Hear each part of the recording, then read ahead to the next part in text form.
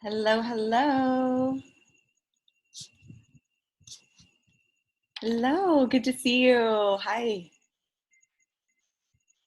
Just in time, this crazy bug in the background was making this super loud noise and he just stopped. It's like he knows. I can't hear you. You're on mute, skis. Oh, I'm mute. You would think one would get used to this. What's that? You would think that one would get used to this at this point, that to mute and unmute, but oh, no worries. I have it like set up so everybody's automatically muted when they join, so it's just not like obvious. Hi, everybody. Hello, hello.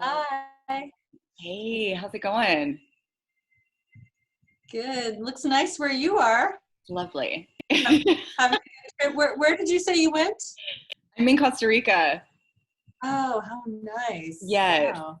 Yes, I'm in Uvita, staying at one of my longtime friends' villa. She is an expat from Canada also. And she bought this place and opened it about a year ago. And we're here. We're going to do a retreat together at the end of the month. Wow. So I'm very, very lucky to be here right now. Very nice. Where are you? I'm in California, in the Sacramento area. Great. Also beautiful weather, right? It is right now. Yeah, it's 70 and sunny, so it couldn't get any nicer, really. Right. And then your winters, how are they? I heard it's like sweater weather. They're really mild. Yeah, really mild. Yeah, summers though can get a little hot. So yeah, that's the roughest time of year, especially at my age, because I used to run cold, now I run hot, more than anything. So. Yeah, I found it really, there was one point this morning, I forgot to turn on the fans above where I'm working, and I was like, I've never been this hot in my life. Oh wow. Is it humid there too? It's very humid. It's humid? So humid that the pen that I'm using to write on my day timer, it won't work because it's like wet. The paper's wet. Oh my gosh. Wow. It's crazy. I love it though. Hi, Nance. Hi, Jenny. How are you guys? We're going to give it, I had people trickling in yesterday for a while, so I'm just going to give it a few minutes. I wanted to say, Lady Carre, what's up? Wow, it's so good to see you. It's been too long. So since we have some time, I'm going to give about 5 more minutes. For those of you who weren't with us yesterday, it might be a good idea to just kind of take it one by one and give a little intro, who you are and where you're calling in from. And I'll just let you guys kind of do it. You can just figure out who's next. Martha, do you want to, or if you're okay to participate, do you want to start? Sure, absolutely. So good afternoon, ladies. My name is Martha. I am currently in Florida, but I come from Venezuela in South America. And I arrived here because Cassandra popped into my Instagram through a friend that recommended her, and everything she says resonates a lot with my own personal story and what the conclusions I've gotten to. So I'm interested in knowing more about her work. Beautiful. Happy to be here. Happy to have you.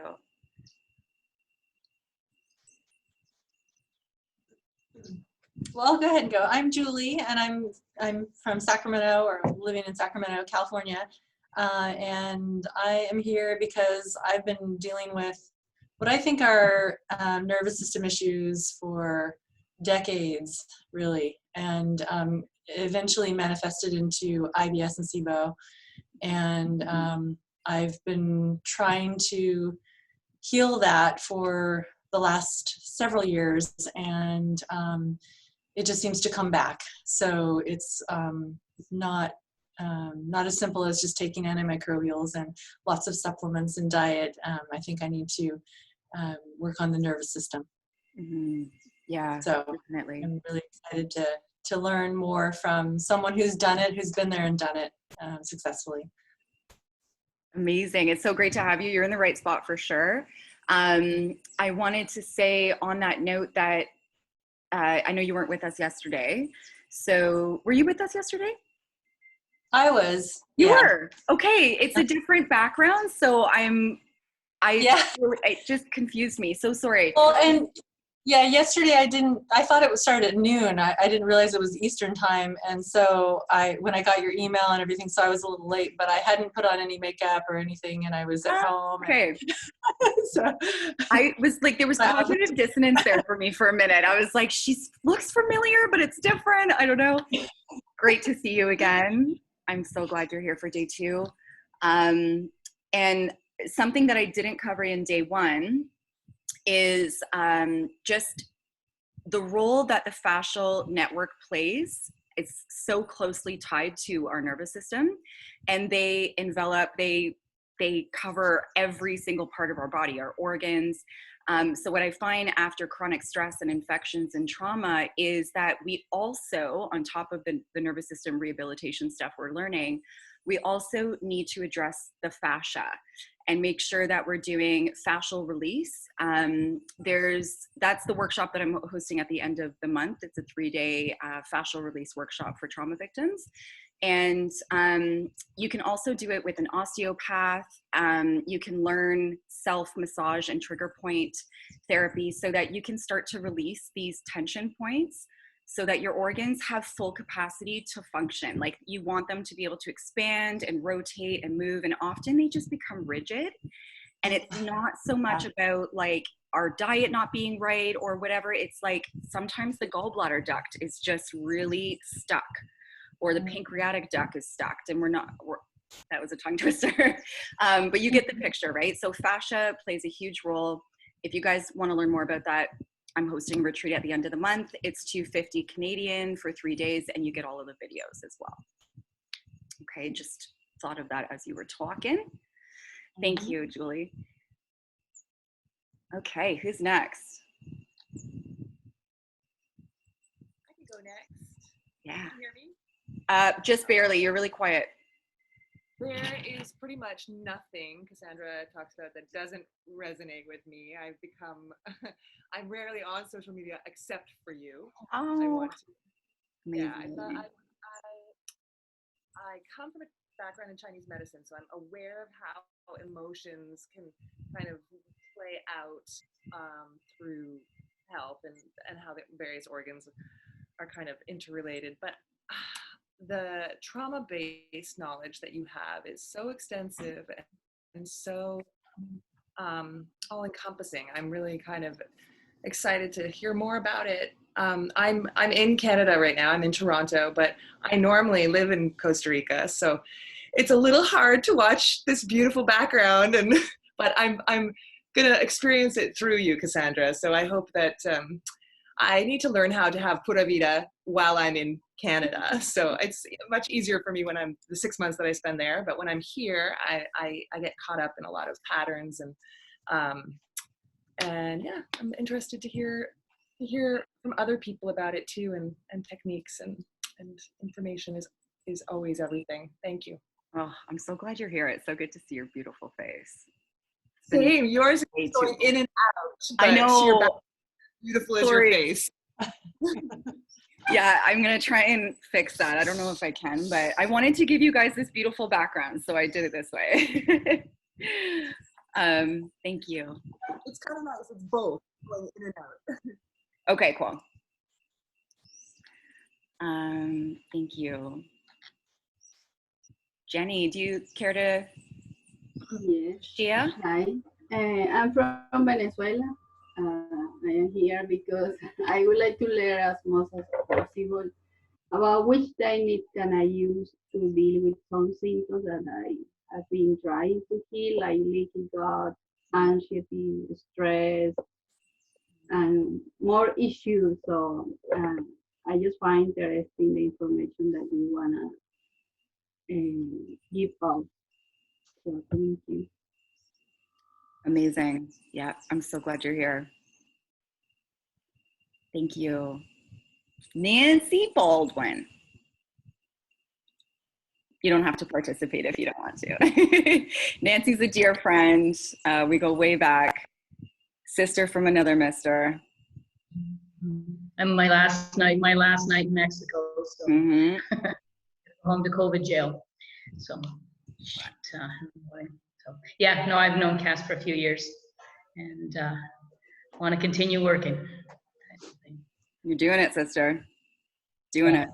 I'm so glad you're here. Short and sweet. I like it. Yep. Hajar, nice to see you again. Hello. I'm from Toronto. I came to know Cassandra because I struggle with Hashimoto's, and I just wanted to learn more about what she does, and hopefully that would help me. Thank you. Thank you. Who's next? Ashley Nocho, do you feel like... I love your handle, by the way. I was going to say, I hope you know that that's not actually my last name. I figured. I love it. I love it. Yeah, I'm here because I found Cassandra's page through a mutual friend. I listened to a live you did with Alex that one time. Yeah, and yeah, a lot of the stuff you say resonates with me as well. A lot of similar experiences, and you know, just the classic person who's tried everything for stress management and digestion and all this stuff, and nothing really seems to work. So got to start with the nervous system, I guess. Yeah, it's quite the journey, eh? Yeah. Hi, Diana. I'm glad you're here. I see your camera's off, so no pressure if you don't want to participate, but I'm glad you're back.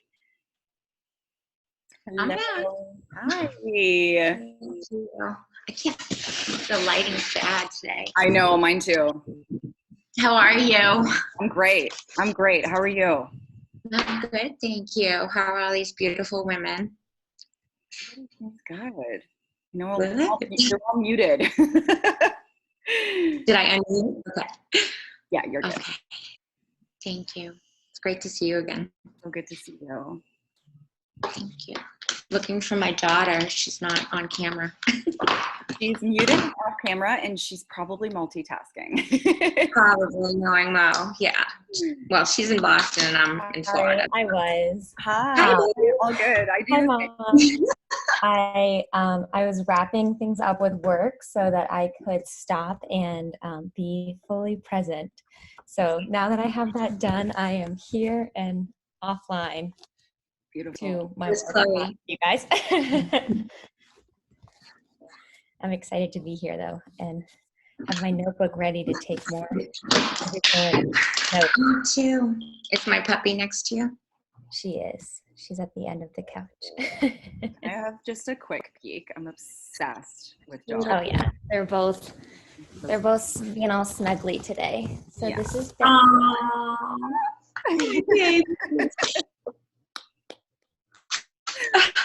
Oh, what a Thank you for that.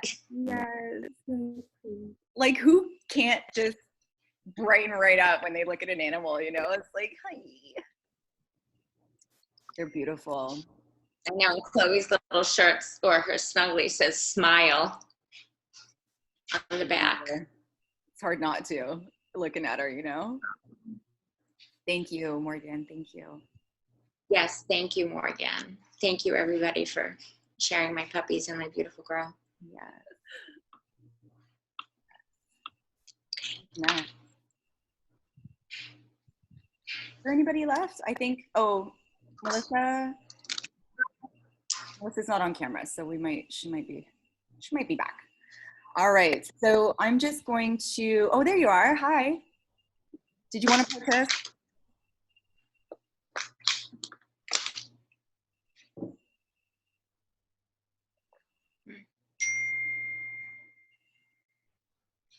Okay, all right, so we're gonna get started.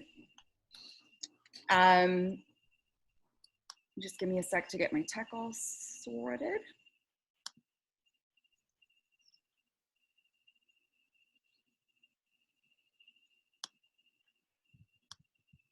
Okay, so I think it's only Miss Lady Correa. I think you're the only one that wasn't here yesterday. So you'll get the replays at the end of the workshop, all three of them. They are, oh, I'm glad we waited. Jamie's here.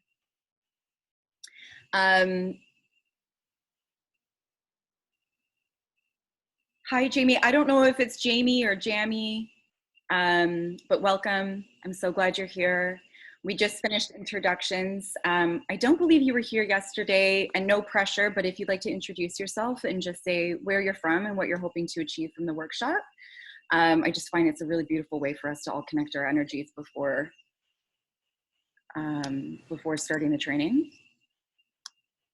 Hi, I'm Jamie Uretsky. I'm sorry, I didn't hear the very beginning.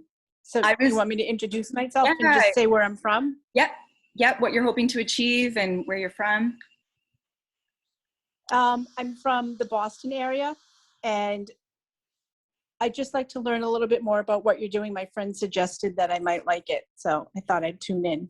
Cool, great. I'm glad we were able to make it happen. I know it was super short notice. It's great to have you. I'm going to send you day one at the end of the training. I'll send you all days, but you'll be able to review yesterday in a few days. And we just covered the whole neuroscience of trauma, what happens in the brain and the body after somebody experiences heightened periods of intense stress and or chronic infections. So often we think that trauma is just like car accidents or abusive relationships, but it's actually medical trauma is a massive part of being traumatized. It severely affects the brain. It can alienate us from our tribe and from work opportunities, travel opportunities, you know, health issues and chronic infections definitely can be and is often traumatic for people. So I cover all of that stuff in day one. And then today we're going to be getting into the neuroplasticity based script that I use with my clients to help to reroute neural pathways in the brain so that we're doing a top-down approach to healing the body. And yeah, I think there was one more thing I was going to say. Oh yeah, you're going to get downloadable worksheets for you to study and use this script daily for the next 6 months is what the research shows. I'm not going to get too into it now because we're going to get really micro, but just to give you a little recap of what we've been doing so far. Okay, so welcome everybody. I am just so honored that you're all here to learn from what I've learned in life and, you know, my experience and my research. This is not to be like dramatic, but honestly, this is my highest honor in life. You know, I gave a bit of a background yesterday on my story, and I'm not going to go over it again, but just to give you some context,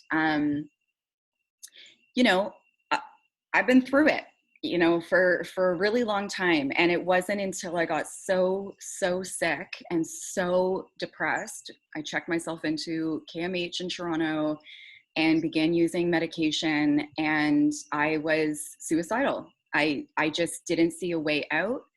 And that's when, you know, they say you have to hit rock bottom before you can really start to rehabilitate yourself. And that was definitely the case for me. So I've spent the last 2 years fully committed to nervous system retraining work. And it goes above and beyond the work that I'm covering in just this workshop. You know, boundaries, ending toxic relationships, learning to ask for what I need, learning to communicate, you know, nurturing my inner child. All of these types of things have contributed massively to my recovery. But today and tomorrow, I'm sharing like my all-time favorite practices to use on a consistent basis to rehabilitate the nervous system. It's not like meditation. Like meditation is amazing. But there are actual physiotherapy-based exercises that we're going to be covering to heal specific parts of the nervous system that innervate with our visceral organs. So our stomach, our digestive system, our pancreas, our gallbladder, our kidneys, our adrenals, right? So when we're talking about chronic illness, chronic inflammation, autoimmune disease, adrenal fatigue, PMS, all of these things are presentations of a body that's maxed out, stressed out. So, you know, I cover it as a 360 approach as a functional nutritionist. You know, I do labs and anti-infection protocols and nutrition protocols, but really this is the work that I think everybody should be doing when they're looking to heal their body from chronic illness and chronic disease. So I'm going to share my screen. Just as a reminder, guys, once I share my screen, I'm not going to be able to see your beautiful faces. So if you have a question, you can just start talking, unmute yourself, and then I can pause the presentation and attend your question or comment. Okay, here we go. So day 2 of the nervous system reboot, welcome. For those of you who weren't with us yesterday, you'll, be able to kind of check out a little bit of my history, but I've given you a good recap today. So we've done a group check-in, but we didn't really get into how did day 1 land for you. And, we covered a lot of stuff. So as I was reflecting on the group, I was like, I really want to make sure everybody feels okay. Sometimes learning all of these things, sometimes even just being validated. If you've never heard this information before, or, there was just kind of like these big aha moments, I wanted to be able to hold space for the group. So I'm actually going to come out of that, and totally forgot that was my first slide. So here we are again, more getting to know each other. There was a group pledge that I gave on day 1 as well. And for those of you who didn't join us yesterday, you'll get that in the slide, but basically it's just a recap. It's like everything that we share in this container is completely confidential. There's no sharing through email or social media as to, the details of whatever we share here. I want to make sure everybody feels super safe. And also that if anything feels too overwhelming in this process, that I ask that you get the attention and care that you need through therapists. And if you don't know anybody, please reach out to me and I can put you in contact with some resources, okay? So you're not left white knuckling through anything that you might be experiencing throughout this workshop. So again, only share if you wish to, but I wanted to open the floor to anybody who might feel like they need to unpack a little bit of what they experienced after yesterday's lesson.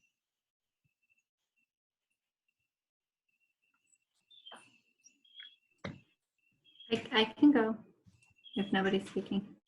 Yeah, only if you want to. I couldn't stay till the end, but one of the things that really caught my eye is when you went into vagal nerve theory, is that as somebody that has gone through, like, I'm a survivor of child sexual abuse and then migrated, like many things have like really, like I've gone through trauma a couple of times, and I've done a lot of work to kind of work the specific traumas, but I hadn't realized that this hyper awareness and kind of like constant anxiety is also derived from having a system that has been like, I was diagnosed with PTSD, but I've been suffering from PTSD for I went undiagnosed for 14 years. So it's a long time. And I think I didn't know that I could retrain or tap into rewiring that part of my body, which I think it's basically the one thing that I have not looked into. Other stuff has definitely worked, but I still feel like I'm running on fumes, even though I'm doing all these things. So that felt super validating, because when you said, I think it was the dorsal vagal thing, I was like, oh, I check on all of those. Yeah. So super validating. Good. Yeah. That's the validation piece is just, oh, I'm so glad, Martha. Thank you for sharing.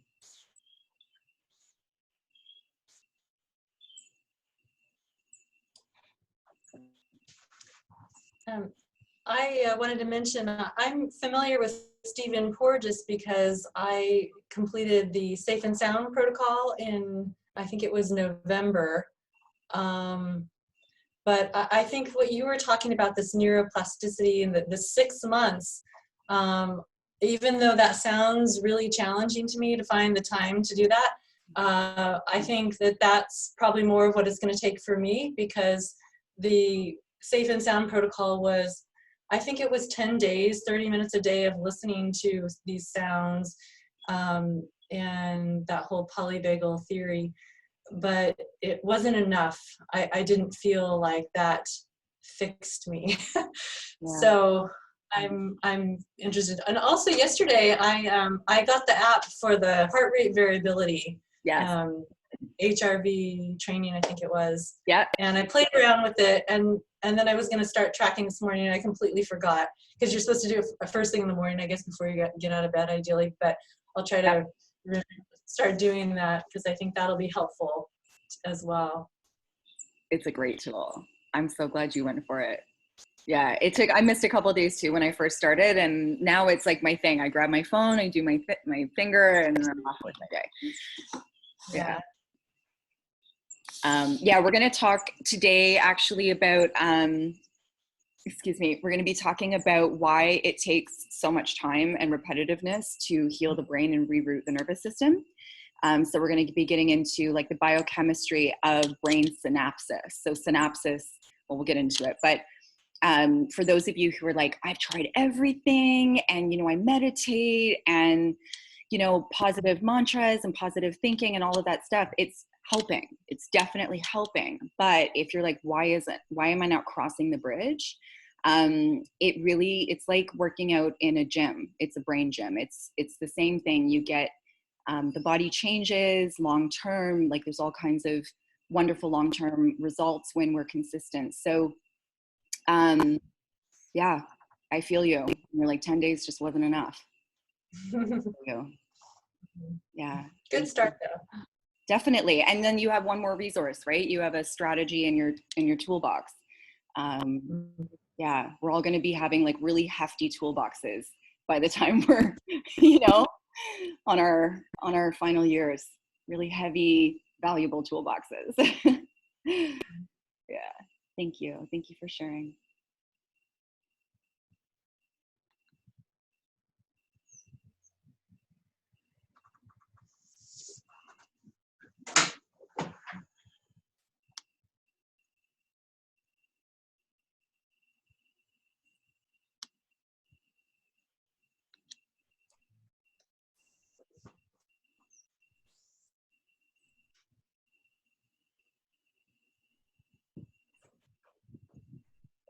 Okay, good, great.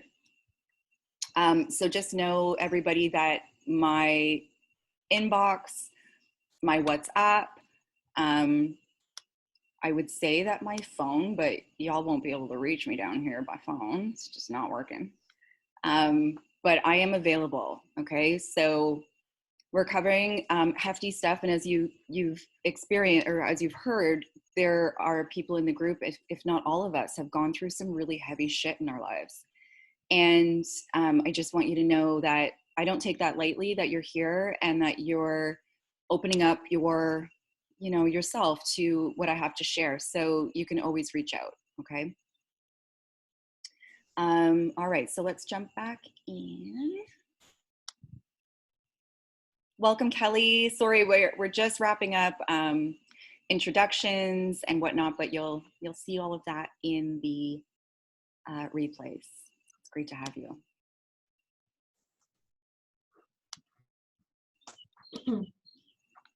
Okay, if I can just get everybody to mute their microphones, please, and let's keep the party going.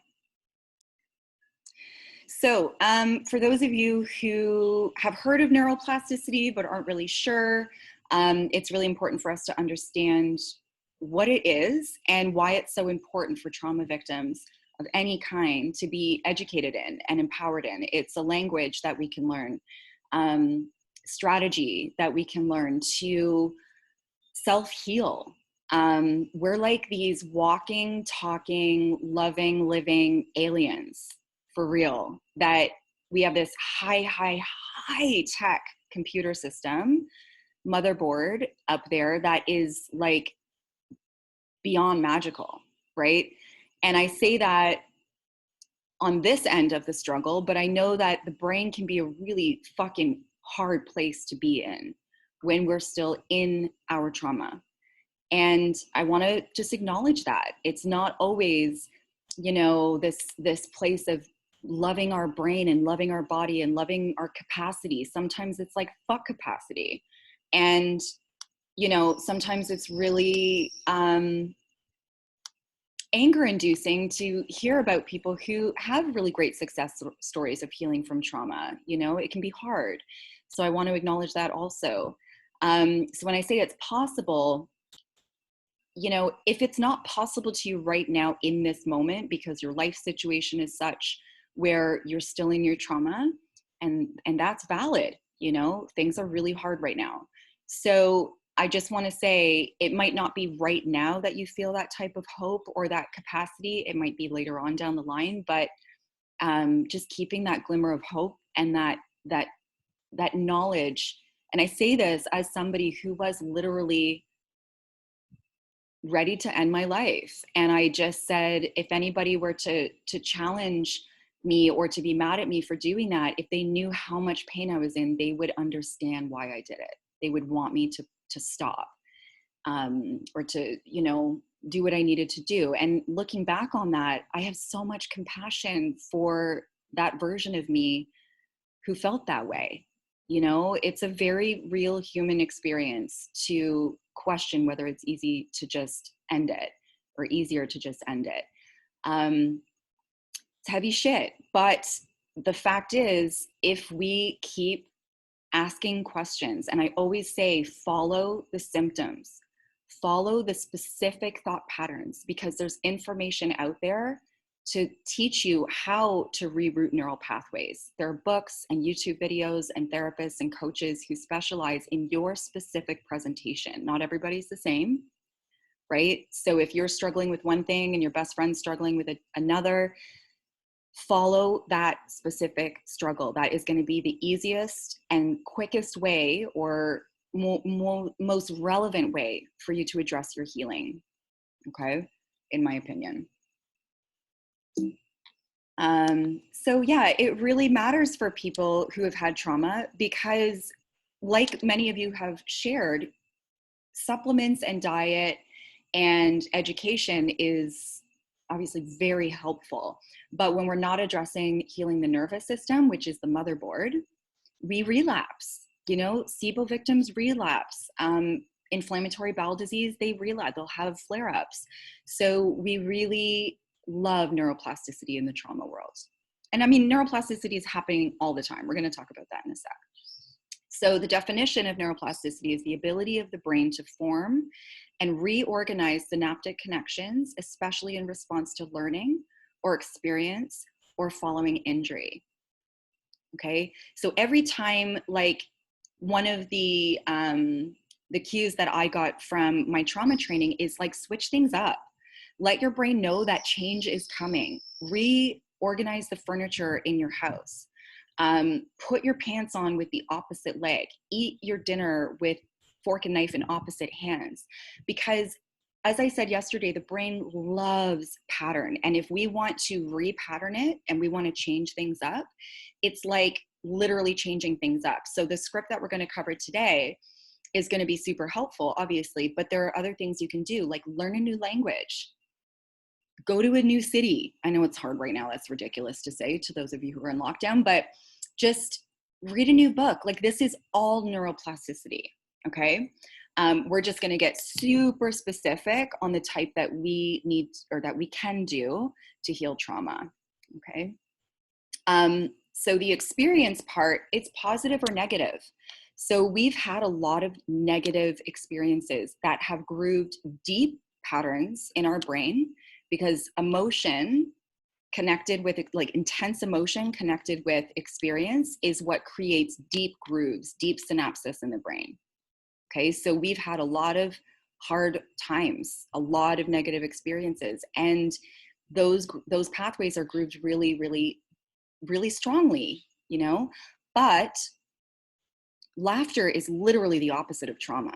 Joy and play and laughter is the opposite of trauma. So I always say, choose your environment, your friends, your lovers, your family, your movies, your news sources. Choose them wisely, especially when we're working diligently on rerouting the neural pathways in the brain after, you know, consciously after trauma.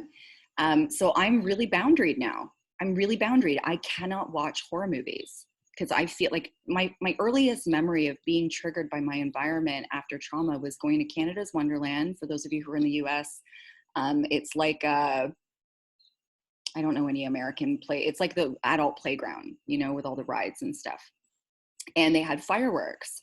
And I was 13 years old. I was there with my friends and some parents, and these fireworks started going off and I started gagging. I couldn't control it. And I was so embarrassed. It was obviously a very visceral reaction, and it was in response to the loud noise. And it was my vagus nerve that was responding to my environment, to the threat. It's automatic, it's autonomic, it's not conscious. It's just saying, hey, there's a loud noise. Okay. And I gagged. I also imagine no digestion. I was eating food that day. So digestion shuts down, detoxification shuts down. That was happening all the time. So being aware of what are my triggers, which triggers can I actually like coach myself through and nurture myself through so that I feel okay at the end of the day, and which ones do I need to just have a hard no against or a hard no with, right? And that might be movies or really loud, you know, rap music, or just a friend that's super negative and is complaining all the time. You know, this is what it takes to heal trauma, is to become advocates for ourselves, to become strong and very rooted in our need to reparent ourselves, whatever that looks like, without apologizing.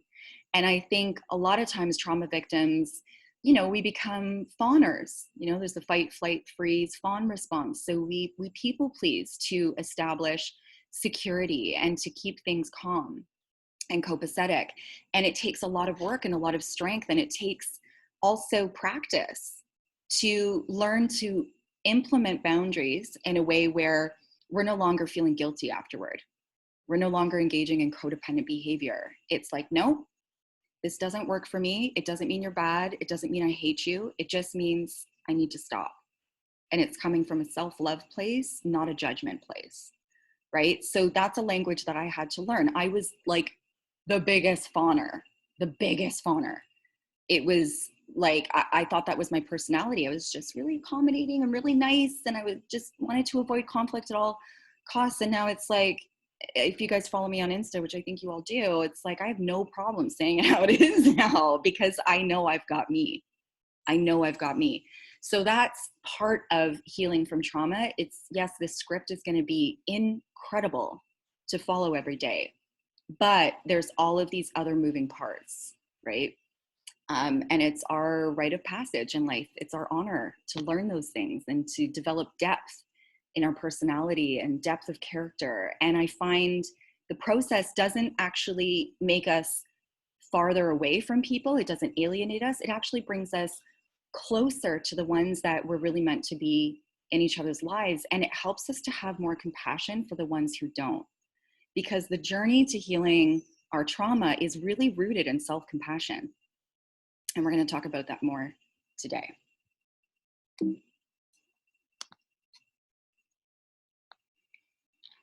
So our brain is plastic, and every time I hear that and say that, I always think that sounds so weird. I just think of like a Tupperware container, which I hate. I hate plastic.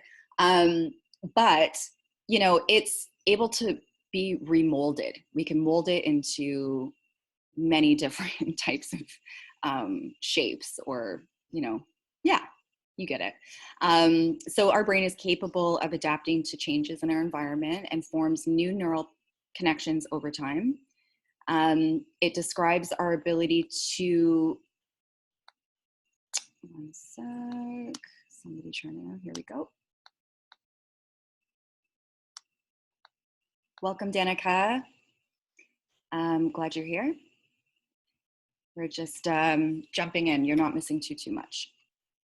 So neuroplasticity is a term to describe our ability to adapt, to master new skills, to store new memory or to store memories, and recover after a traumatic brain injury. So I was diagnosed by 3 different practitioners with a traumatic brain injury over the span of 7 years. It wasn't until the 3rd diagnosis that I actually listened. I thought it was insanity that they were telling me. I was like, I've never been concussed. I've never been in an accident. What are you talking about?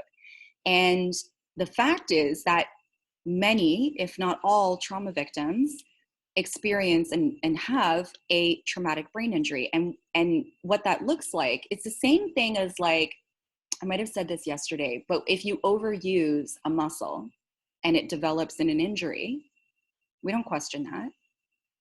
So if we overuse the reptilian parts of the brain, the amygdala, the limbic system, for those of you who weren't here yesterday, that will make more sense after you watch day 1's video.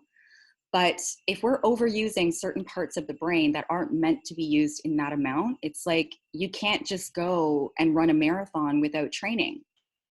That's kind of a bad analogy, but you get what I'm saying. It's like you can't just go and use it and use it and use it and use it and think I should be able to recover and be fine and asymptomatic afterward. It's just not realistic. And I think the brain has been left out of a lot of, protocols and a lot of narrative because the research is so new, right? Like, really, things have only started super firing up, I'd say, in the last 20 years, 10 years, getting really juicy. And now this information's coming out, and there are a lot of practitioners who are studying the brain and how it interacts with our visceral organs and our health. So it's gaining speed, definitely. But the healing of a traumatic brain injury after chronic stress and trauma really comes in overusing the parts of the brain that we're meant to use, which is our prefrontal cortex. It's executive function, it's creativity, it's making love, it's feeling love, it's falling in love with food, with nature, with people, with friends. It's being in our bodies. It's being joyous. It's being silly. It's playing with your puppies, playing with your nieces and nephews. It's feeling okay. And that doesn't just turn on. So please don't judge yourself if that doesn't feel available to you right now. It's a muscle that needs to be strengthened. And it's really hard after deep pain to access those parts of the brain because the brain and nervous system want to stay in a place where it's protecting itself. It's protecting you, on an unconscious level. It's keeping you hypervigilant, anxious, ready to sprint, ready to run, ready to fight, because you've been through it. So please don't judge yourself if you're like, oh man, I haven't been joyous, I haven't laughed. Maybe that's triggering because maybe your partner or a friend is like, man, we used to laugh, what's up with you? We want to be okay. Of course we do. We want to be that person. So in time, and please don't let anybody rush you in your healing journey. This is your journey. This is to move at your pace. When you feel safe and comfortable to expand, you will, so safety first, safe relationships, safe boundaries, etc. So this is just a little visual for my visual folk out there. We have an experience, whether it's good or bad, okay? It creates synaptic change in the brain, and the brain reorganizes itself. So if you guys have been studying trauma, or Stephen Porges or Bessel van der Kolk, who wrote The Body Keeps the Score, they talk about how the nervous system and brain rewires itself after trauma. Well, the nervous system and brain rewires itself after joy and love and pleasure also, right? It goes both ways. But this is what's happening on a biochemical level. Very basic, but just to give you kind of a visual. So plasticity is experience dependent, right? We have to engage in things. We can't just stay in our bed 24/7 locked up and experience anything to happen. We have to engage, right? So we have an experience, and let's say this is specific to retraining the brain. So, okay, so your comment earlier on doing a 10-day training and it just not being enough, this shows what happens over the course of 10 days of practicing one type of practice and how it has an effect on the nervous system. So days 1, 2, and 3, you're easing into neuronal level changes. So there's synaptogenesis happening, right? And that's when neural connections are, new neural connections are being formed in the brain. And then there's dendritic spine growth. You guys don't need to memorize this. This is the anatomy of a nerve and anatomy of a nerve. And these functions are happening all the way through day 6. And then when you get into 7, 8, 9, 10, you can see how greater amounts of cortex dedicated to that skill. So there's more cortex available to really hone in on that skill. If you guys have heard, like, if you do something 10,000 times, you're considered a master. That's exactly what this is. It's repetition. So that's why the script that we're covering today asks that we do 1 hour a day of continuous. You can do it like 30 minutes in the morning, 30 minutes at night, plus whenever you're triggered for 6 months, because this is the amount of work it takes to really just clean out and really reroute the brain. And, you know, there's going to be a point where you're going to feel a big shift. And I wouldn't like strive for it. Like, obviously you're striving for it, but I wouldn't be hungry for it. Just let it happen, you know, be mindful of our perfectionist tendencies or our abandon, you know, like the self-judgment that comes up, right? Just be in the moment, trust the practice, be curious of your symptoms, and just notice what comes up throughout the months as you start to change.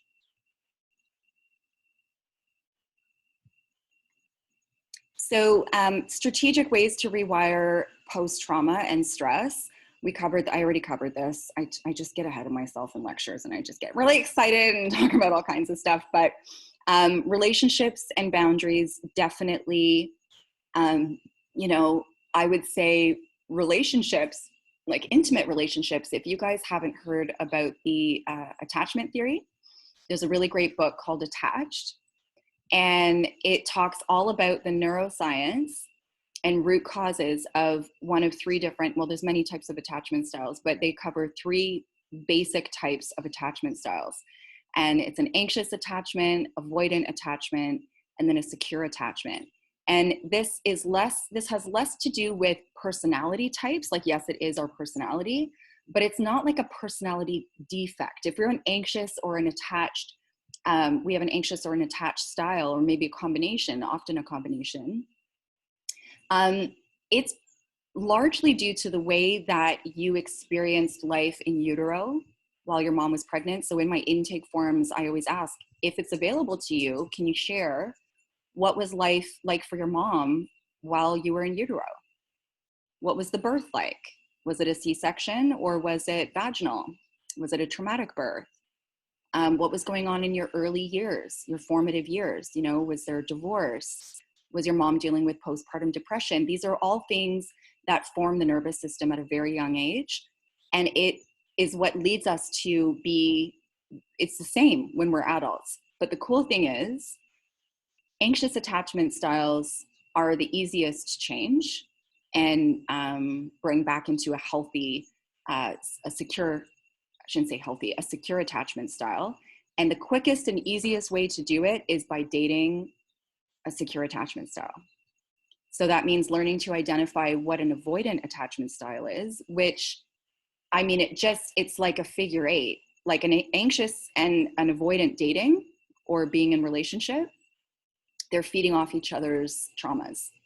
They're feeding off each other's worst fears, which is, for the anxious person, I'm going to be abandoned. And for the avoidant person, I'm going to be mauled, like I'm going to be suffocated. And this is incredible research. It was so validating. Like I went from dating avoidance always, and it reinforced that idea that I'm not worthy of love. It wasn't me. I was just dating the wrong people, and I wasn't boundaried, and I wasn't confident in my ability to end things and walk away. I was always doubting myself. So after doing this research and reading that book, I've been single for 3 years, and I date, but when I notice behaviors and words and mannerisms that make me feel like unsafe, I trust my autonomic nervous system. It knows. And now I have research to refer to also to say, no, yeah, they're definitely avoidant. Hey, I think we'd be great as friends, or I'm sorry, I don't think there's a romantic connection here. And it meant that I've had to stay, I've had to stay single, and that's okay. The first year or two was really tough. I was working through a lot of codependency, a lot of, self-esteem issues. And now that I've given myself the time to really get to know myself and love myself and trust myself, it's like I just lay back, I'm just sitting back and I'm just watching, and I'll know when the person is right and safe for me, because I'm not going to put my body through that anymore. I'm not going to put my body through dating an avoidant attachment style person. It's so triggering. It's the worst feeling. So the book is called Attached. I highly recommend it. And boundaries. So for many trauma victims, not all, but we grow up in a home where boundaries are lacking, and we form our personalities, and we form our personalities by living with our caretakers. So if our caretakers weren't boundaried, then we're not boundaried. If our caretakers weren't communicative, I shouldn't say that as a rule. There are some really, I find, like anomalies where kids grow up and they were in a poor communicative home with poor boundaries, and they just really figure it out. They really thrive without having to spend decades trying. So I don't want to say it's everybody, but we have to go and access that information. We have to go and learn how to implement boundaries. And it's not straightforward. It's really quite complex. And there's a lot of doctors and coaches who are now specialized in boundaries. Sylvie Kakuzian is one of my favorites. She's on Instagram. She has an amazing program. They're all several programs. They're all really quite well priced online programs. And then you can just watch like their YouTube videos for free, and they're free downloadables. They're like ebooks. Their Instagram lives, like you don't have to go and spend tons of money on learning all of this stuff. I really, in the last 3 years, have tapped into social media to fuel my research on these things. I've spent money, but I've also not spent money and gotten a lot of value from that. So really it's all about protecting our bodies.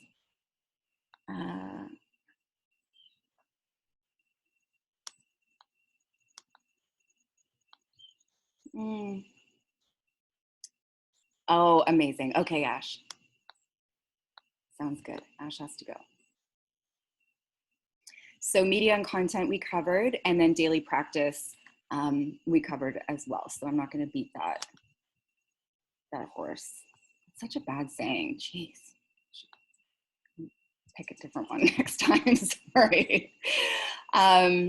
So the script. So in order to have daily practice, I would say schedule it in your schedule. If you think like, oh, I'm just gonna make sure I do it tomorrow, maybe you will. Chances are you won't. I have faith in you, but we really do have the best chances of developing a daily practice when we put it in our schedule, and you don't cancel it. Think of it as the most important meeting in your calendar of the day. Okay.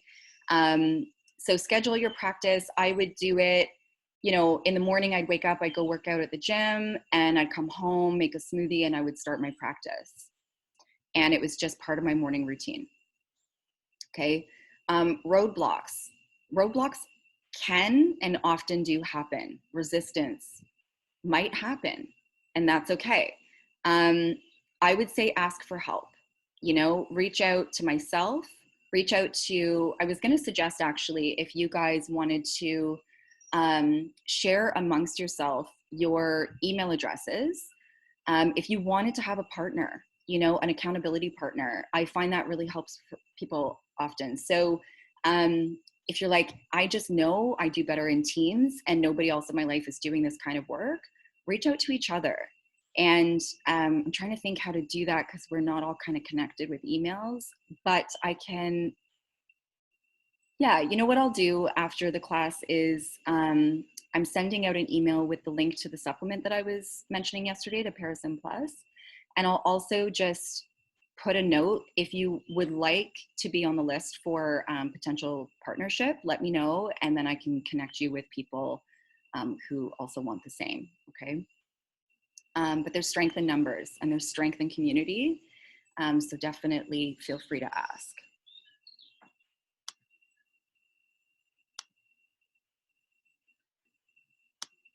She's back. I like it. Okay. Compassion for resistance. So I took a mindfulness meditation training, and the teacher said this incredible thing one day that just has always stuck with me, and it just clicked afterward, especially as somebody who was so hard on myself for so long. Like I hated myself. I hated everything about myself, the way I talked, the way I looked, the way my body was, the way I dressed, how clothes looked on me. The judgment was just thick. And the healing for how that presents is in self-compassion. You know, if we were raised in a home where nobody gave us compassion, if it was like not safe for us to be emotionally vulnerable, right? And when we were emotionally vulnerable and we asked for what we needed, or we didn't even get the chance to ask for what we needed, you know, we just weren't seen. We weren't a priority. Then of course we're going to be judging ourselves because we haven't yet been modeled how to have compassion, how to self-soothe, how to work through an issue, right? Nobody's modeled for us that we're worthy yet. So we have to learn how to do that ourselves. We have to make ourselves worthy, you know, through self-compassion.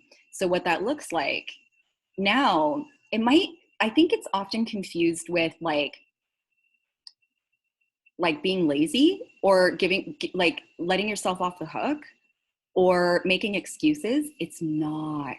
Trust me, at the deepest core, if somebody were to step outside, this is such an intense example, but I'm going to give it because I mean it. I really mean it.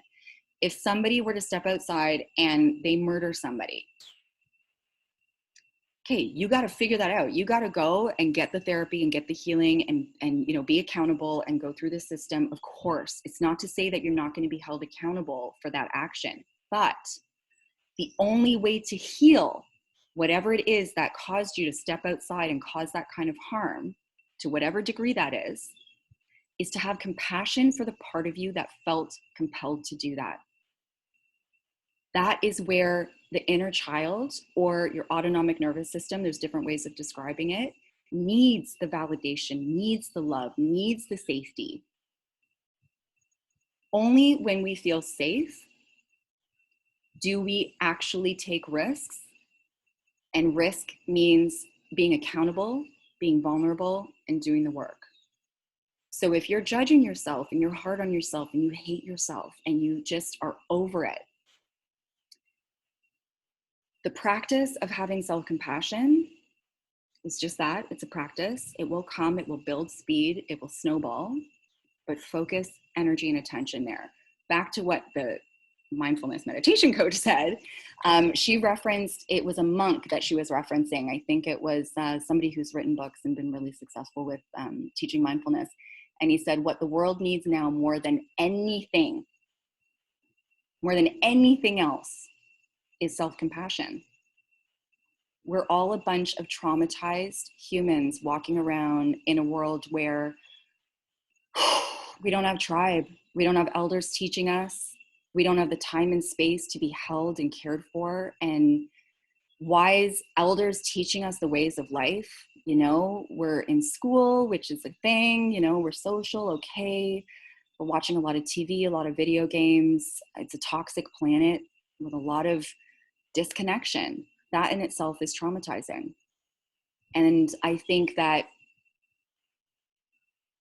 being able to put ourselves in a position of self-compassion and then looking for our tribe, looking for the community who complements us, who supports us, who we feel safe with, and we can provide that in turn, in return, that's where we're really gaining speed. Really, shit gets hot there. You know, it's like, oh yeah, okay, it's taken me 3 years. You never want to compare timelines, but it happened. There's not a part of me that wants to end my life right now. I have my tribe, I have my tools, I have my happiness, my joy. I'm silly again, you know? And that all started with me going, hey, do you really have to be that judgmental right now? No, look at the good stuff. Look how beautiful you are. Look at your body, it's beautiful. It shows up for you every day. It's working for you 24/7 every day. And fuck patriarchy. Right? Fuck the idea that people pound into our head over and over and over through marketing that we need to be or look or have these things to be worthy. We are worthy. Even if we murdered somebody, we are worthy. We are worthy. Somebody who hurts other people is a hurt person. The only way to rehabilitate themselves is with compassion, self-compassion, and safety. I really want to do a workshop on that also. It's like, oh, I love it. Okay, so here is the script. And I know it's a little small. I worked really hard to get it all right, but trust that the downloadable version that I'm going to send in the follow-up email is totally legible. It's like, great. So I'll read on, if you can't see it well, I'm going to be reading it out.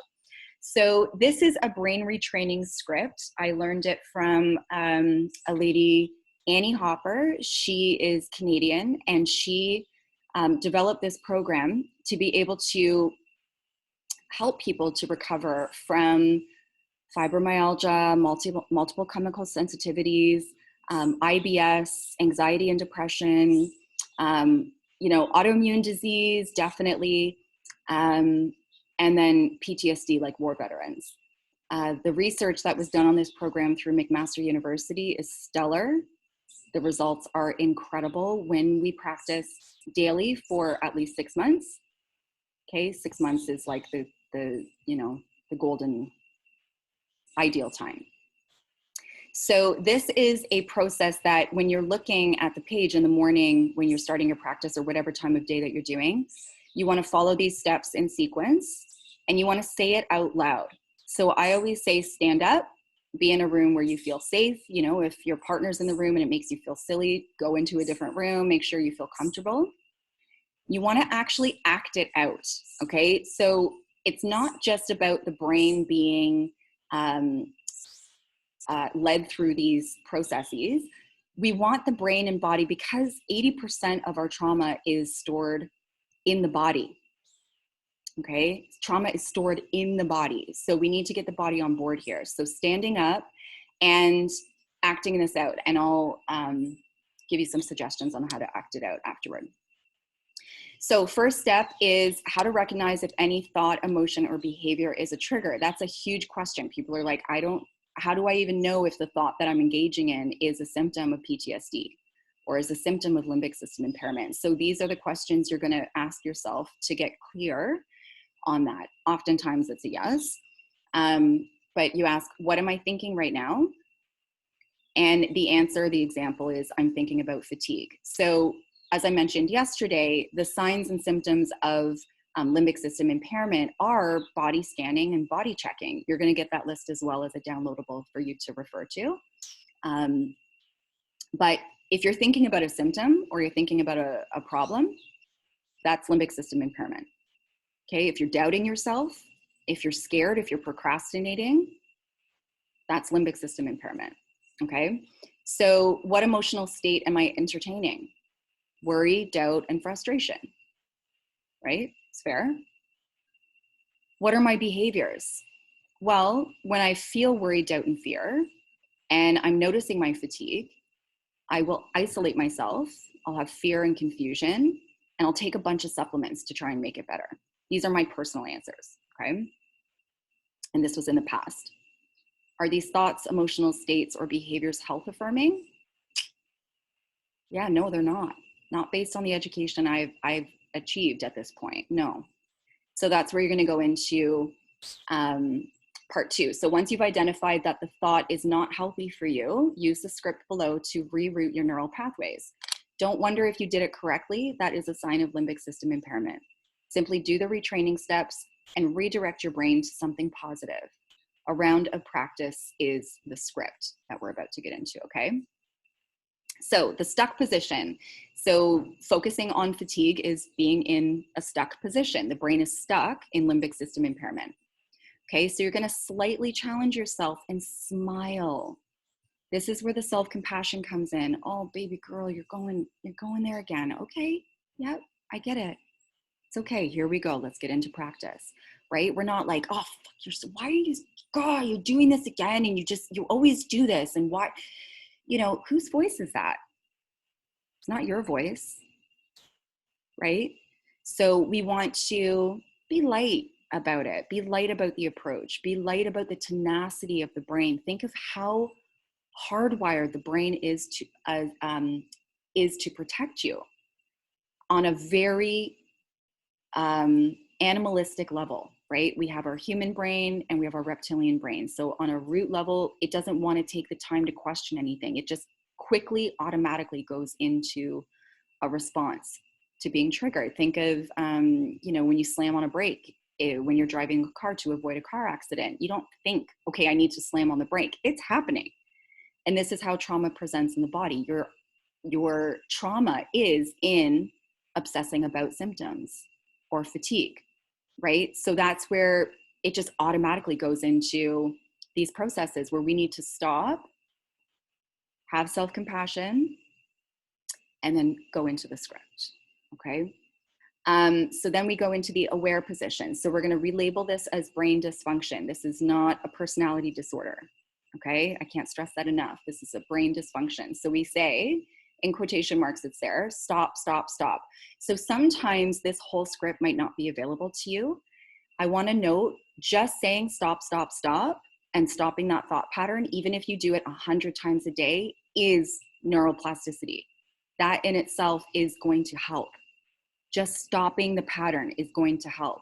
But if we go into all the other steps, it's just really, really good. So then we say out loud. So in terms of the body part, when you say stop, stop, stop, I put my hands up like an X in front of my body, and you know what? I'll go through the whole script at the end on video and show you, but you just like X out in front of you, and it's like stop, like as if you were, you know, pushing somebody away or pushing an event away, and it's like movement, right? So stop, stop, stop. And I put my hands to my head and I say my brain is stuck in a rut. And then I bring my hands down to the body and I say it's sending me and my body false messages. So it's almost like you're, you know, when people talk with their hands and they're really expressive with their body, that is what you're doing. So you're like acting out what you're saying, okay? So stop, stop, stop. My brain is stuck in a rut and is sending me and my body false messages. And then we go into the past position. So overfiring of protective mechanisms in the limbic system in the past resulted in symptoms of food. So this is where you're going to insert what symptoms that you used to get, okay? Or that you're used to getting. So food intolerances, anxiety, pain, fill it in and make it your own, which led to coping behaviors of, well, when I had food intolerances and pain and anxiety, I would avoid and isolate. So that's how my coping presented. So you want to fill in whatever your coping behavior is. Okay, maybe it's drinking, maybe it's eating sugar, maybe it's zoning out and watching Netflix, right? Whatever it is, it's okay. You just want to be clear on what the coping behavior is. I have no judgment for coping behaviors, only compassion and understanding, you know? Choice positions. So then we say, we're going to choose a new strategy. Okay, we're rerouting the neural pathways. So I say out loud, but now that I know the symptoms are a result of cross-wiring in my limbic system, I choose to rewire my brain. And then we go into the higher, wiser position.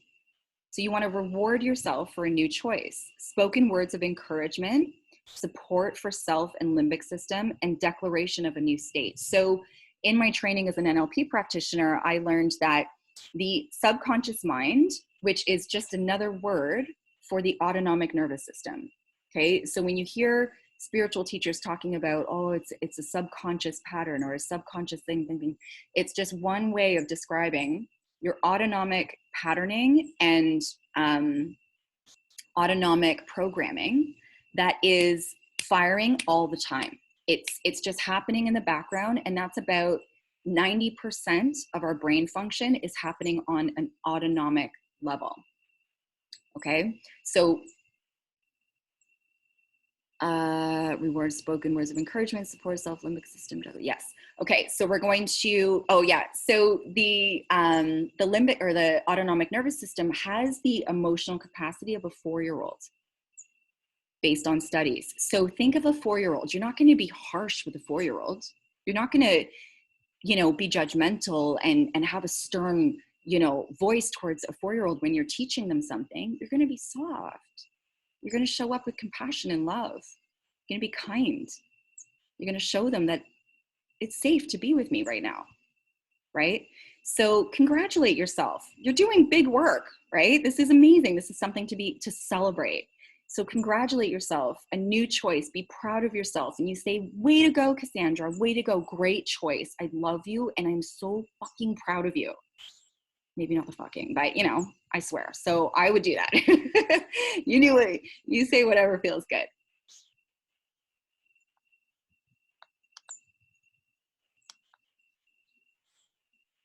Martha, no problem. Yep, you'll see it. You'll see it soon. Thank you for saying bye. Okay, so then we continue for step 7, and we want to be loving and compassionate, supportive with your limbic system with this change. So we thank you so much, limbic system, for existing and for protecting me in the best way that you knew how. Okay, I didn't put that in quotation marks. I'm sorry, but you're actually saying that. Thank you so much, limbic system, for existing and for protecting me in the best way that you knew how. It's true. It's not anything we want to wish away. We're not trying to get rid of it. It's just the normal function of humanity. And it's there to help keep us alive. So let's thank it. Honey, you didn't have all of the information. You've been working overtime and you can relax now. We have a new program that we're running. Okay, so we're really kind to our limbic system. And then we're going to choose a new state. So ask yourself, Cassandra, what state are you choosing now? You know, Martha, what state are you choosing now?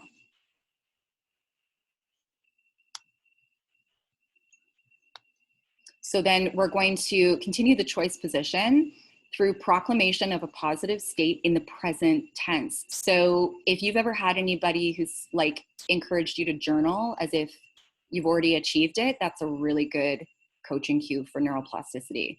We always want to be like, I already have this. I'm already there. So I am, not I want to be.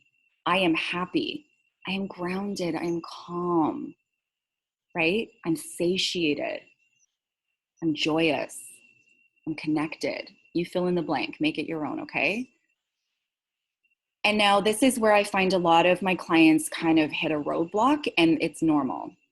Sometimes we don't have a positive memory to call back from or to recall, right? And that, yeah, it's sad. It's not fair. That sucks, genuinely. But we can make one up. Or we could borrow someone else's, meaning take a scene from a movie that you just love, right? Like, I'm not going to be able to think of anything because I'm pressuring myself, but you know, just that moment in a movie where you're like, oh, it's so good. Okay, so we're going to focus on a memory, and we're going to anchor ourselves through that positive memory with the associated proclamation. So we're focusing on something within this picture that evokes a feeling of joy, love, or appreciation, and we're going to speak in the present tense. Guys, if this seems like a lot right now, it is. Trust me, it becomes fluid. Just like when you were a kid and you had Velcro shoes and your mom got you your first pair of lace-up shoes, and she had to sit there and do it for you, and you studied it, and you know, every day you tried harder and harder, and eventually you can, like, look at how you tie shoes now. You can do it with your eyes closed. So don't think that, like, don't doubt yourself. You're going to be able to do this. Just practice. Okay. So I'm going to a time when I am at peace, I'm calm, empowered, and healthy. So the emotion or the memory that I'm going to is linked to number 7. So if we go back,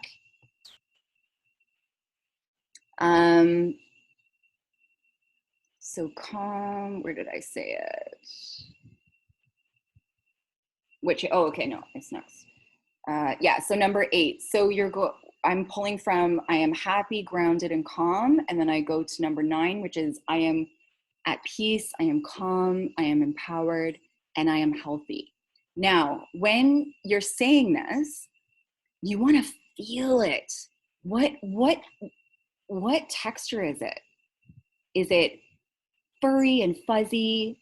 Is it, you know, maybe sometimes you like that sticky feeling on something, like a what do you call it? Like, anyways, whatever texture it is that brings you a feeling of safety and like comfort, you want to feel that. Maybe it's silky smooth. Maybe it's your fresh best linens, you know, or your favorite faux fur coat. And you want to feel that. What does it feel like? Oh man, it's cozy, cozy, cozy, cozy, right? What color is it? What color is it? Is it a vibrant, bright purple? Is it a beautiful, bright, iridescent gold? You know, think of your favorite colors, your favorite sensations, your favorite feelings, and you want to wrap it up with that joy. And the reason we're doing this is, remember, emotion, especially strong emotion, is what strengthens synapses. Okay, this is a muscle that needs to be built. If it feels really dead when you try and do that, compassion. Don't judge yourself. It's okay. Okay, just keep trying. It will come. And then we go to number 10.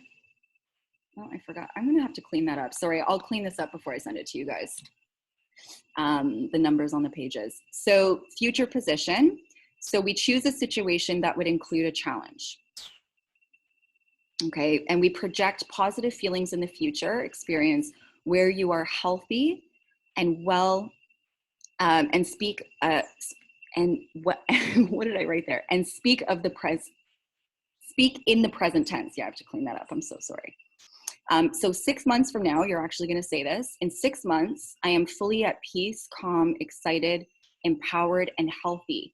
And to give you a visual of what I would look at in the future would be eating out at a restaurant. For me, I had horrible IBS. You know, I had undiagnosed mold toxicity, and I couldn't go to the bathroom, and I was always reactive to foods. So eating out just wasn't really available to me. So I wanted to bring my brain and invite my brain into a space of feeling and seeing myself in a social eating situation where there was no problems, you know, and I would visualize my best friends around me, and we're, you know, all these meals are coming to the table, and we're sharing and we're laughing, and there's great music playing and warm lighting, and it's not too loud. You know, you really want to visualize it as much as you can. okay? As much detail as you can. And when you're doing this, you know, you can either do it just in your mind, or the first couple of times you might want to write it out, you know, get really detailed. Have fun with this. This is your daydreaming capacity. This is your ability to dream up the life and the states and the embodiment that you want to have, right? Have fun with it if that's available to you. And then the last step is step 11, not 7, the higher, wiser self position. So we're going to speak words of validation, congratulations, and praise to ourselves. So we say, Cassandra, I am so proud of you for doing your practice. Very good, very good. Yay, I'm fucking doing it. You know, and sometimes it feels really silly to be like that. I definitely felt silly at first, but whatever. Yeah, it's silly. But it's fun and it's great and it's kind to ourselves, right? It's reinforcing that loving, supportive, safe kind of narrative that our limbic system loves, right? That our unconscious mind loves. Okay, so that's the brain retraining script. You're going to get a downloadable PDF emailed to you after the class. I'm just going to clean it up a little bit. And you're also going to get a list of the possible triggers. So what are the mindset, thought patterns, behavioral patterns that are in line with limbic system impairment, so that you can know if I'm engaging in any of those things, I probably definitely need to go into script.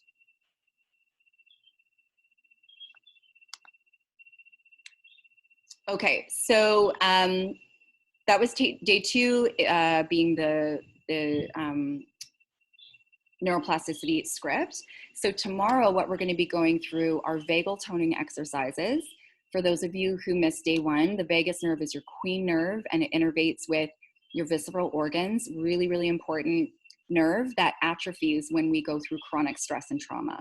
So these vagal toning exercises is physiotherapy for your nervous system, okay? And it's going to help to optimize digestion, detoxification, bowel movements and elimination of toxins, help you to rest and repair better, and restore feelings of joy and happiness. You know, I'm out here dancing and being silly and posting fun stories and laughing with my friends and playing with all the bugs back here, which are amazing. And I'm like, your vagal tone is on point, girl. Like, vagus nerve is on alert, and I like it, right? So I'm going to teach you my favorite go-tos for that tomorrow. And then we're also going to talk about ways to upregulate and downregulate if you're in one of the polyvagal responses. So if you're in a mobilized response, being fight or flight, we're going to talk about downregulating techniques that you can do in the moment.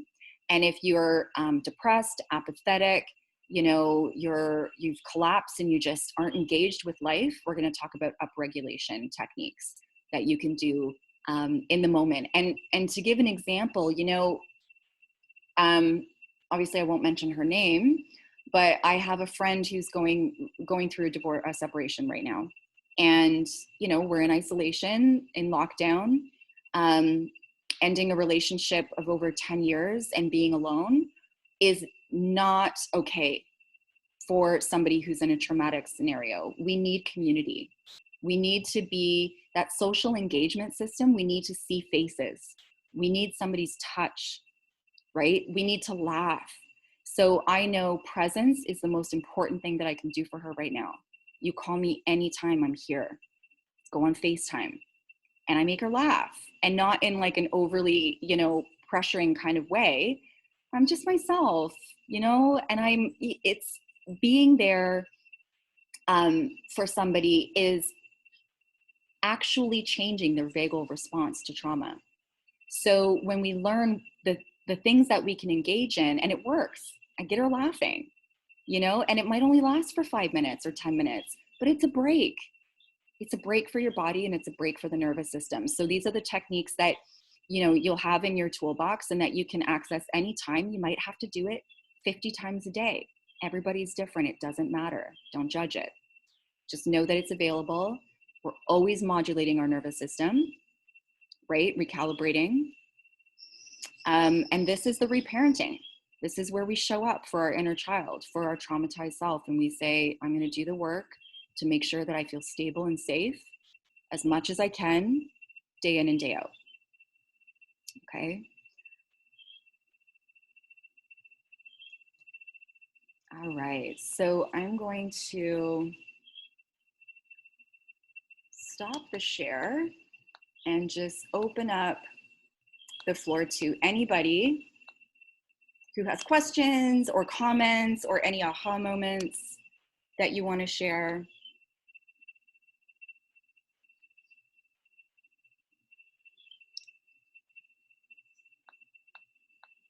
I see Julie on camera. Did you want to share, or is that just the camera being weird?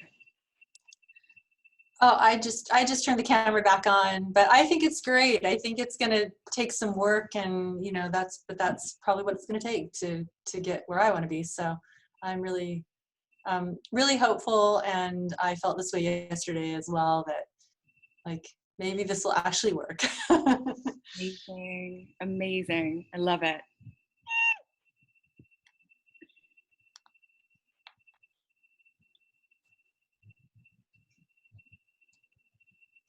Anybody else? Any questions at all? Feel free. This is your time to dig in. I'm not always available for these, you know, brainstorming sessions and to work through any roadblocks or questions.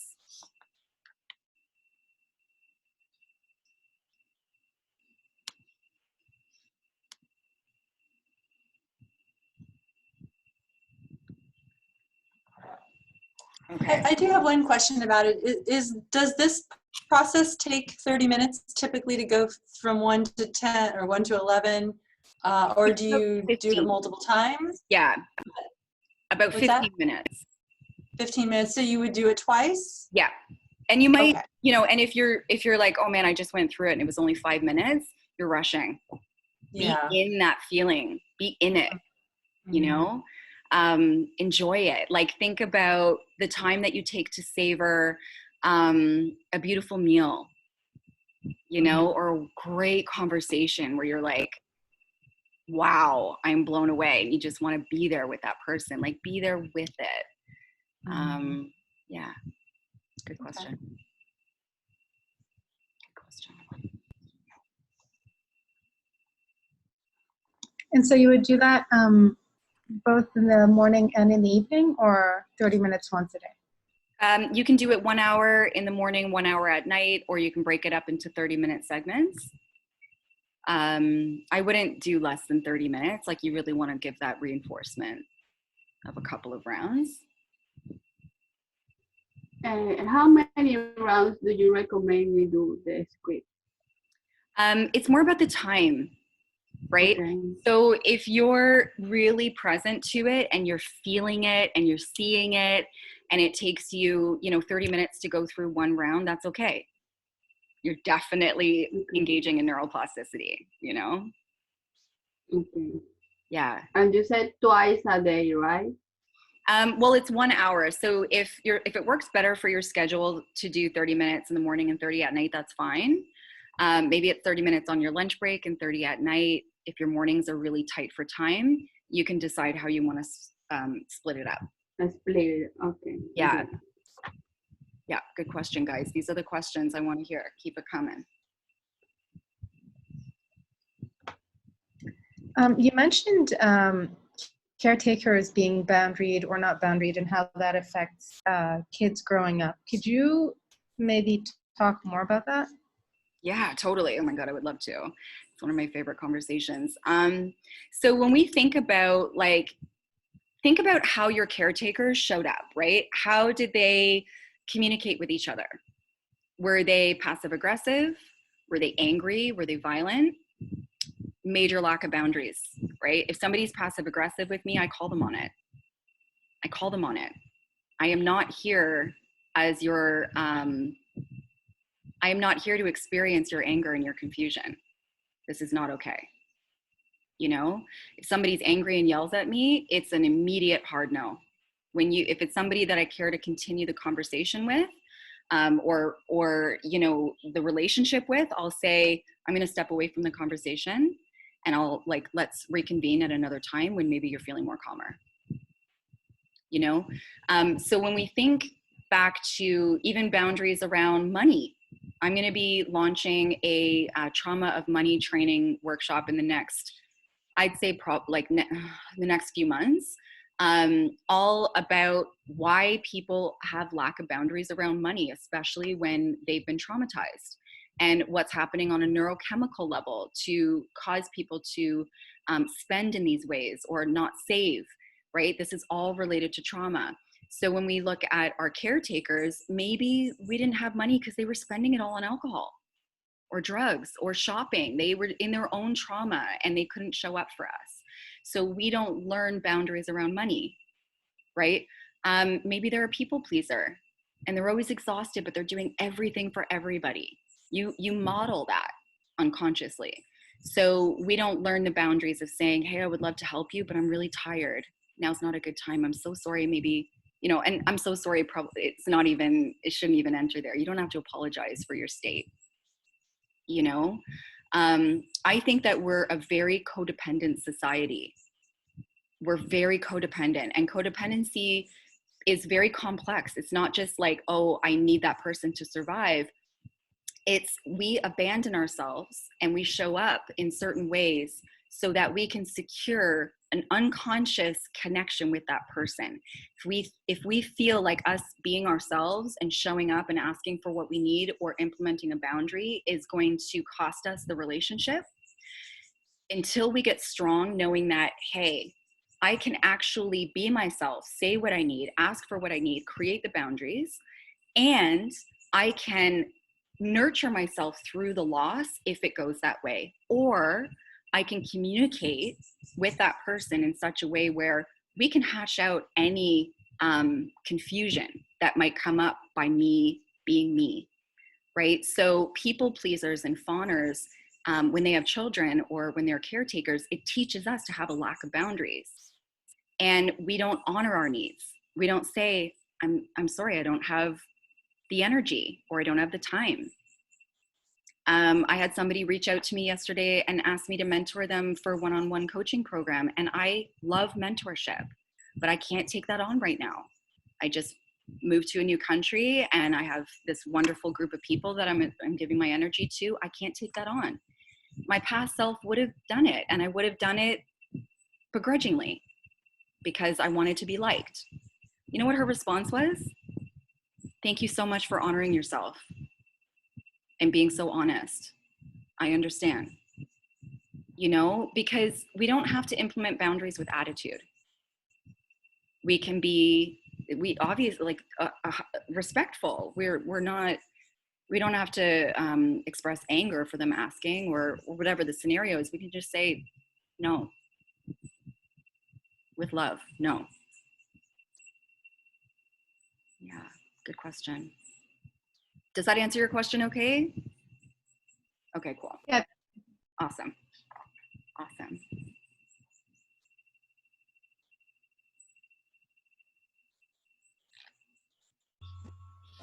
I have a question. Yes. Only because this happened recently. So Hi. I didn't know it was you talking. Guys, this is Casey. Yeah. Hi. She came in late. I've been doing like DNRS with Cassandra for a while, and so I just thought I'd ask this because I feel like if you're doing it, you'll probably experience this. So it was going, like, I would say for just recently, I was like, oh, why is this month so different than from January? And I'd say in January and the start of February, I like really felt like I was like emoting through the process, right? Like if I was like showing myself compassion or love or whatever you're choosing, like I was like feeling it, which was new. And it worked. Like that's when you start to really feel like, oh, this is a really nice place to be, right? Like, oh, I'm actually like emoting my feelings towards myself. But then this month I've noticed I kind of went back to like what you said, like if you feel kind of dead inside when you're practicing and you're just like, oh, I just went through it, but I don't really feel anything. Like it's almost like it got challenging again, you know, which I don't know. I feel like the smart part of me saying like, well, yeah, things go up and down. Like it's not always gonna be perfect. I guess I don't know what my question is. Like, does that make sense that that happened? And then it'll come back around to like, oh, this feels so good again.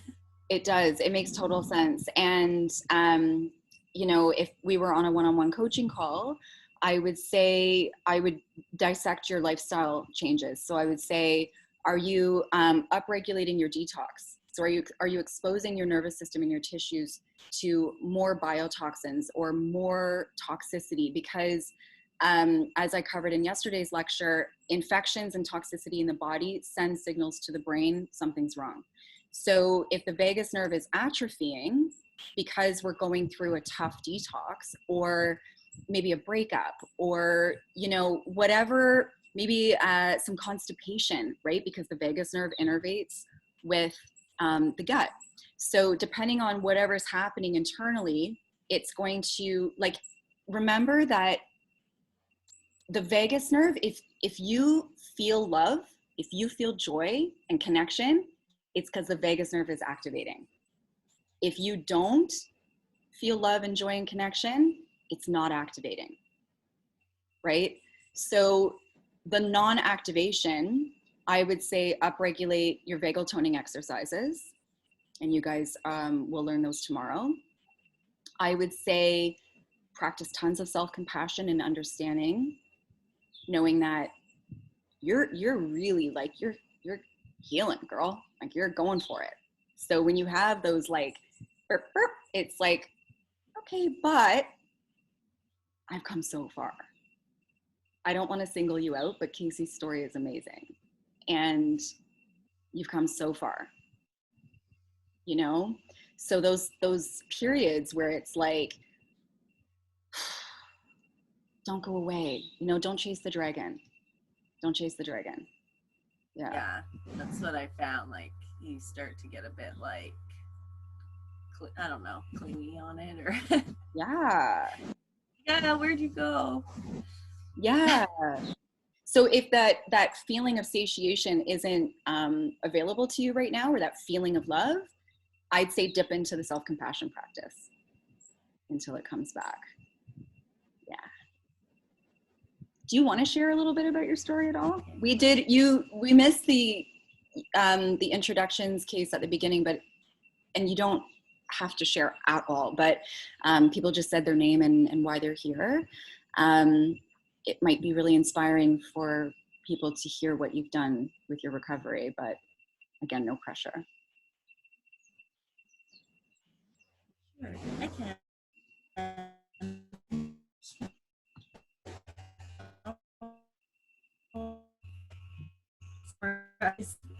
Very concisely. You're cutting out, Mama. I don't know if it's yours or mine. Yours is fine, so I think it's hers. Okay. Case, are you up in the boons, buddy? She's in the boons, I know it. I heard you say that you were okay to share. I don't want to share your story for you. Oh, there we go. There we go. I think, so basically, kind of to stay on kind of this topic, is nothing was really working. And then Cass called me after giving me like a year or two to mull it over. And she's like, this is limbic system impairment on top of like gut infections and that kind of thing, where no one had addressed that, even though I was doing everything else right. Like I had an occupational therapist and a pathologist for like 5 years, and they were like, well, you're doing everything, like this doesn't make any sense. So maybe turn your camera off, Kate.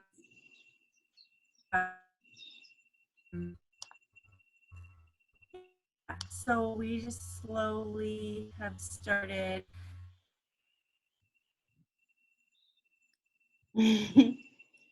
You know when somebody's doing a play or something and somebody comes out with the hook and like hooks them off the stage?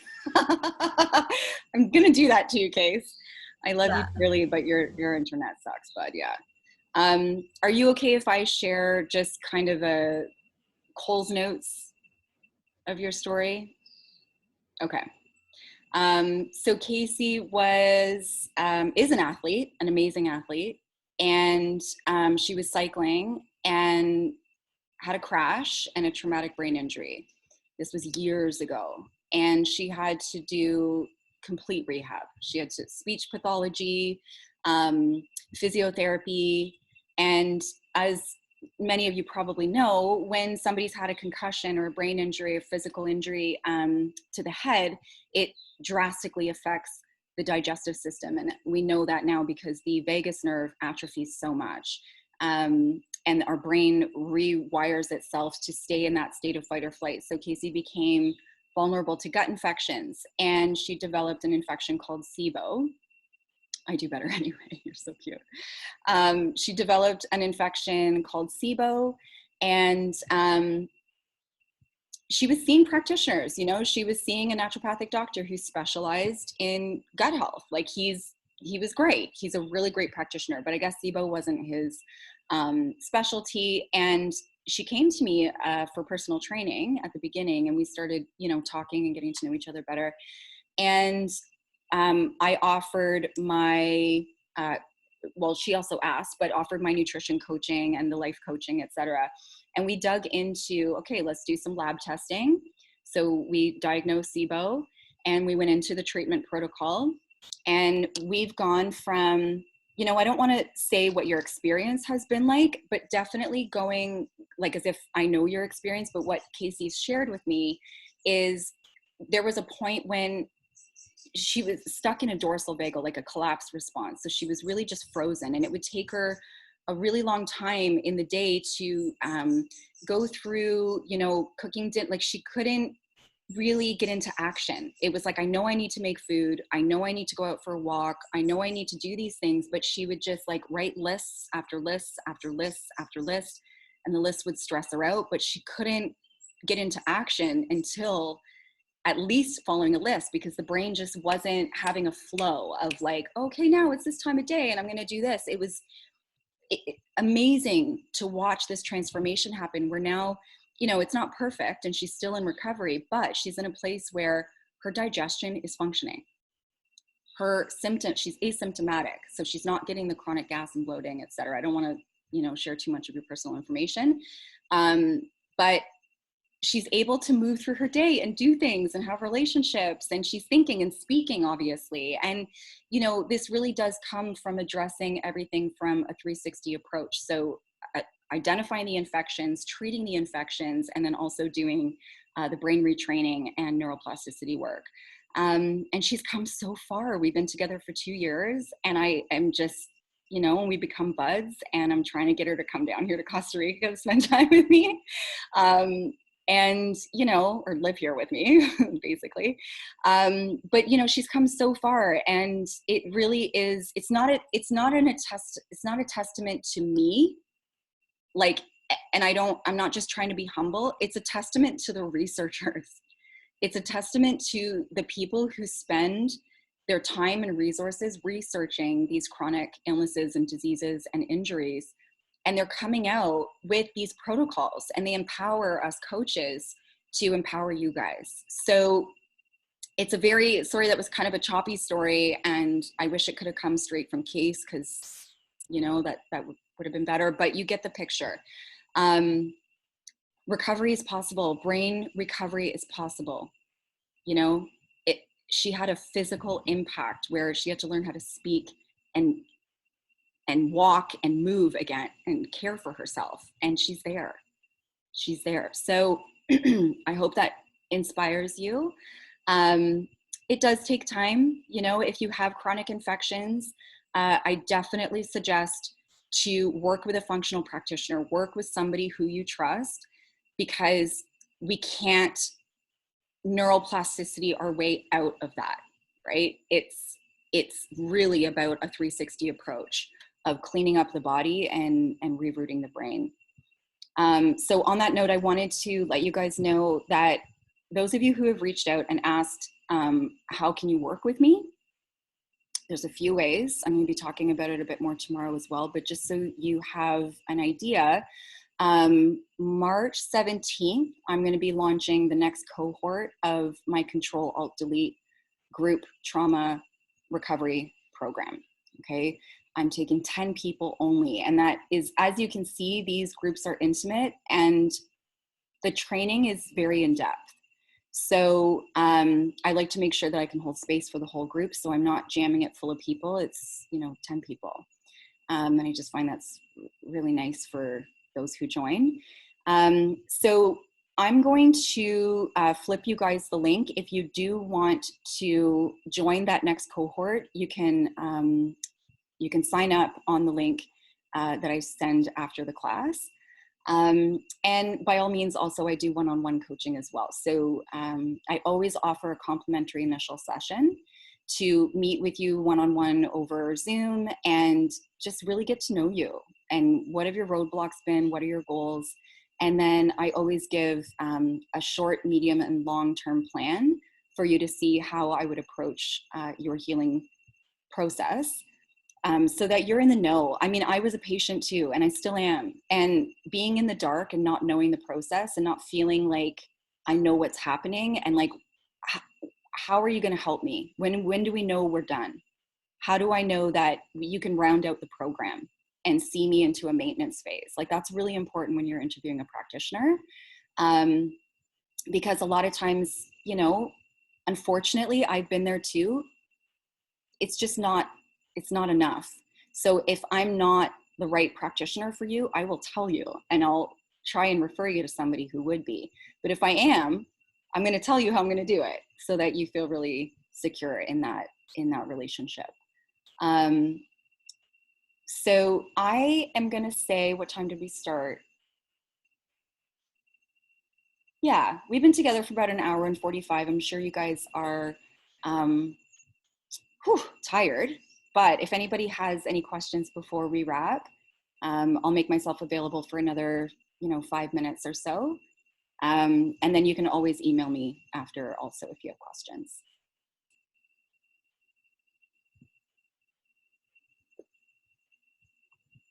You know what I'm going to do is put the link for the upcoming class. Oh, Danica, did you want to say something? Yeah, I was just wondering, are you at a retreat center right now? I am. You are? Are you like hosting any? I am. You are? Okay, that's great. We're looking for a retreat center in Costa Rica. So I just wanted to, I can touch base afterwards, but we're like really interested like in something really soon. So yeah, I'm hosting my retreat virtually at the end of the month, only because a lot of people couldn't get here. Originally, it was 10 days in person. It's a 3-day virtual retreat. I'm doing it with my colleague, Jackie, who's a fascial stretch therapist. And it's going to be all on how to release trauma from the body through addressing the fascial network. So if you've ever heard, oh, trauma is stored in the body. I used to get so annoyed when people would say that to me. I was like, how do you know? It just sounded like a myth. I was like, what? So this gets into the science. What's happening when we experience stress and trauma? What happens when we're not actually physically, bioenergetically processing it? Where it gets stored, in which neural tissue that it gets stored in, and how to actually participate in our release of it. It's not that complicated. Like if you see an animal getting chased by a lion and they escape the lion, and they're back on their little patch of grass and they're safe, they shake their body. And that is not processing the trauma. So there's different ways to do it as humans. We're just not shown how to do it. And we often just go within. We don't actually feel safe enough to like embody it and feel it, right? So that's what the whole training is going to be on, the embodiment to process trauma. But we will be hosting an in-person one in the future. And yes. I can also recommend some places. If you want to hit me up, I can recommend some places here. Sounds good. I'll send you a message after later this evening. Yeah, come. Sounds And great. if Thank you're you so much. in Costa Rica, let's grab coffee. Yes, yes, I'd love that. Cool. Thank you. You're welcome. You're so welcome. Are the strategies in the March 17th workshop where you have to hire someone to do fascial release, or are they things that you do for yourself? You do for yourself, yeah.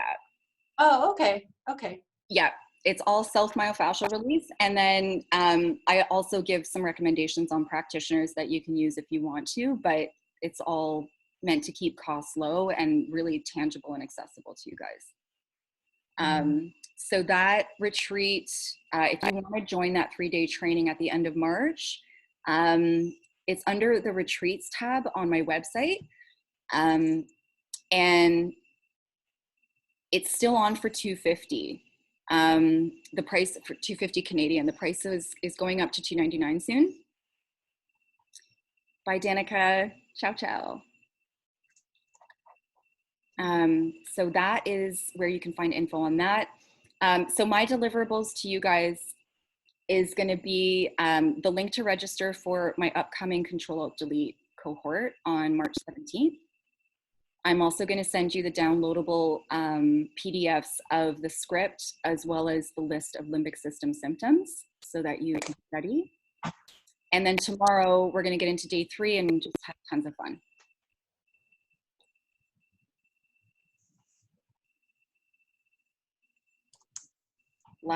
Last call for questions.